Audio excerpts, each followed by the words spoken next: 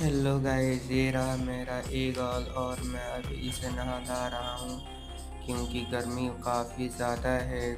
40-42 degree temperature चला जा रहा है, इसलिए मैं इसे नहला रहा हूँ। सोचा मैं नहाला इसे भी नहला दूँ। मुझे जबकि इतना गर्मी हो रहा है तो इसे कितना होगा। तो मैं गलत किया या सही, आप लोग ज़रूर कमेंट करके बताएं और लाइक करना ना भूलें।